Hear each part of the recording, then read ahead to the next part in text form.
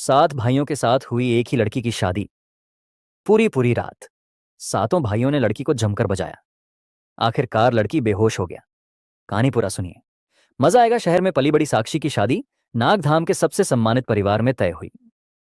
उसने सोचा था कि उसकी शादी एक आदर्श पुरुष से होगी, लेकिन जब उसे बताया गया कि वह अकेले अजय की नहीं बल्कि उसके 6 भाइयों की भी पत्नी होगी, तो उसकी रूह कांप गई। पहली ही रात जब उसे 7 भाइयों के सामने लाया गया, उसकी आंखों में आंसू थे। सबसे बड़े भाई अजय ने आगे बढ़कर उसकी मांग में सिंदूर भरा। फिर बाकी भाइयों ने भी उसे अपनी पत्नी स्वीकार किया। साक्षी का मन विद्रोह कर रहा था, लेकिन यह जगह ऐसी थी जहां औरतों के पास कोई हक नहीं था। साक्षी को यह नियम स्वीकार नहीं थे। उसने अजय से कहा, मैं तुम्हारी पत्नी बन सकती हूं, लेकिन 7 आदमियों की नहीं। यह सुनकर वहां सन्नाटा छा गया। सबसे छोटा भाई करण गुस्से से बोला, अगर हमारे रीति रिवाज पसंद नहीं तो इस गांव में क्यों आई? साक्षी रो पड़ी, लेकिन वह झुकने को तैयार नहीं थी। उसने खुद को एक कमरे में बंद कर लिया। रात भर दरवाजे के बाहर हलचल होती रही। हर भाई अलग अलग स्वभाव का था। अजय सबसे बड़ा, जिम्मेदार और गंभीर, चाहता था कि साक्षी खुश रहे, लेकिन परंपराओं को तोड़ नहीं सकता था। विक्रम दूसरा भाई, कठोर और गुस्सैल, मानता था कि साक्षी को उनके हिसाब से चलना होगा।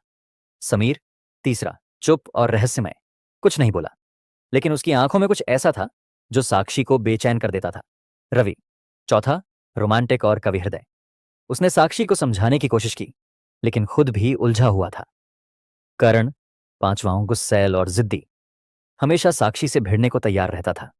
दीपक छठा, शांत और समझदार, चाहता था कि साक्षी को समय दिया जाए। नील सबसे छोटा, मासूम और साक्षी का हमदर्द, उसकी तकलीफ को सबसे ज्यादा महसूस करता था। धीरे धीरे साक्षी को समझ आया कि हर भाई अलग अलग स्वभाव का है, लेकिन उसकी नफरत सबसे ज्यादा विक्रम और करण से थी। वे उसे सिर्फ एक वस्तु समझते थे, लेकिन दीपक और नील उसकी तकलीफ को समझते थे। एक दिन साक्षी को चोट लग गई तो सबसे पहले अजय उसके पास आया। उसने धीरे से उसके घाव पर मरहम लगाया और कहा, तुम इस गांव की रीतियों से लड़कर खुद को तकलीफ मत दो। साक्षी की आंखें छलक आईं। अजय का स्वर कोमल था, लेकिन सबसे ज्यादा हलचल उसके मन में समीर को लेकर थी। वह चुप रहता था, लेकिन उसकी आंखों में कुछ ऐसा था जो साक्षी को खींचता था। गांव में एक रात हमला हुआ। कुछ डाकू गांव में घुस आए। उस समय साक्षी घर में अकेली थी। उसने देखा कि कर्ण, समीर और रवि लड़ाई कर रहे थे। तभी एक डाकू ने साक्षी पर हमला करने की कोशिश की। साक्षी ने खुद को बचाने की कोशिश की, लेकिन तब तक समीर वहां जो आ चुका था। उसने उसे बचाया। रात के अंधेरे में जब समीर ने उसे बाहों में थामा, तो पहली बार साक्षी ने महसूस किया कि उसकी धड़कन तेज हो रही थी। धीरे धीरे साक्षी को समीर के लिए कुछ महसूस होने लगा, लेकिन यह बात करण को पसंद नहीं थी। उसने गुस्से में कहा, तुम सिर्फ अजय की हो, समीर की नहीं। लेकिन सच तो यह था कि साक्षी और समीर एक दूसरे को चाहने लगे थे। यह बात अजय को भी समझ आ गई थी। एक दिन साक्षी ने सबके सामने कहा, मैं किसी और लड़की के साथ ऐसा अन्याय नहीं होने दूंगी। यह परंपरा बदलनी होगी। विक्रम गुस्से से पागल हो गया। करण ने धमकी दी कि अगर साक्षी ने और कुछ कहा तो अंजाम अच्छा नहीं होगा, लेकिन अजय ने उसका साथ दिया।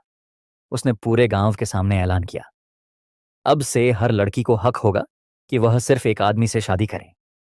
गांव में बवाल मच गया, लेकिन धीरे धीरे लोग इस बदलाव को अपनाने लगे। अब साक्षी को फैसला करना था, वह किसे चुनेगी।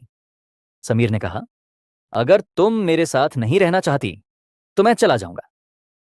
साक्षी ने उसकी आंखों में देखा और मुस्कुरा दी, मैंने पहले ही चुन लिया था, बस खुद से कह नहीं पाई थी।